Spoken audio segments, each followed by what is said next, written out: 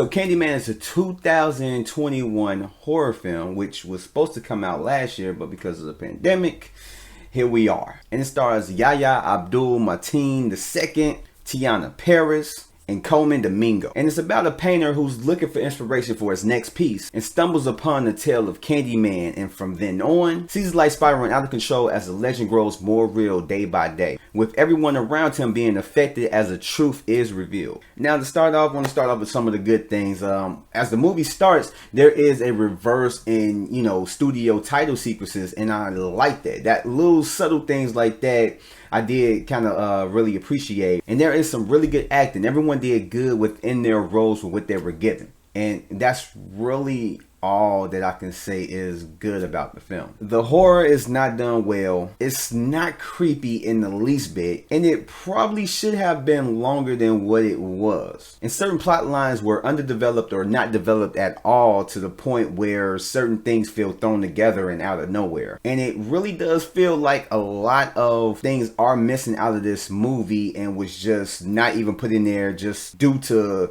trying to make this movie an hour and a half, and literally it should have been at least an hour 40. And it tries to be a psychological thriller, but doesn't spend too much time in trying to develop those aspects of the movie. And it tries to be a horror, but it doesn't give too much time for the killings, for us to be trapped in that moment and to be terrified of what we were witnessing. And it does have a good message that is important and should be told, but it doesn't really go in to try to drive it home like it should have been. And it does feel rushed. We don't get a lot of time to let things sink in as it's happening. And both of the bathroom killings in the movie, this really isn't a spoiler, but they literally could have been changed or just taken out of the film or replaced with something different, because it really has no ties to the main cast. And it just seemed kind of like just put in there just to have a killing. Maybe they didn't have it there at first, and then they just threw it in there so that it will be more killings. I mean, don't get me wrong, the bathroom scene is pretty good with the girls and them all saying his name all at once. But because we seen it in the trailer, it was like, what more can you give us? And it really just doesn't have any ties to the original story besides Candyman. And like I said, there is kind of an idea behind it I think that they were going for, but it just really wasn't developed right. And so the execution just came off as random. And I did get the parallels to Candyman and his legend and saying his name, as well as the message that they were trying to drive home, as well as the message that was given into the film. And I did see a correlation that it was kind of okay. Maybe a lot of people didn't really kind of get that, but I feel like it should have been done differently so where it would be better understood. And from the trailer, you would think that it's more than likely a reboot, but quite the contrary. This is a sequel to the 92 film, and it does have references to that film, but the trailer would be kind of misleading and lead you to believe that there is another origin story to Candyman, which it's really not.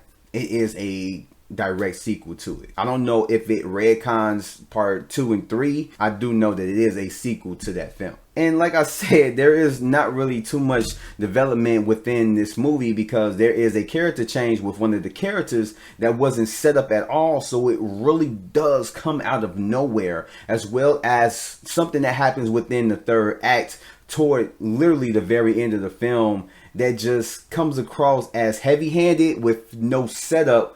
So it just comes out of nowhere, and it just really doesn't make any sense, and it has to do with cops and whatnot. And everything is mainly surface level. It tries to make it feel like it is deeper than what it really is, but it just doesn't succeed in doing so. And I know it feels like I'm tearing apart this movie, but it's not great, because I went to this movie with my eyes open.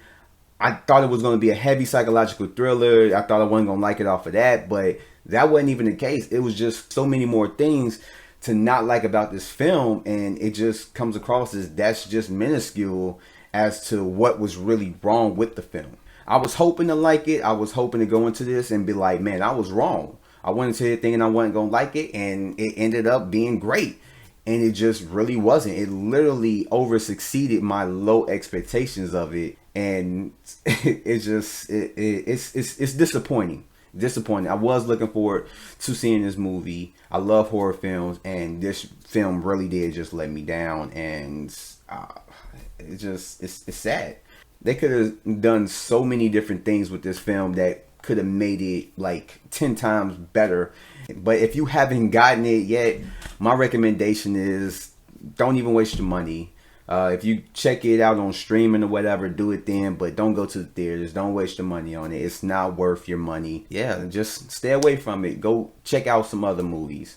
And with that said, like, thank you guys for joining me on this Take One review of 2021's movie, Candyman. And go ahead, like, subscribe, hit the notification bell, leave a comment, all that stuff. And I will catch you guys on the next review. Peace out.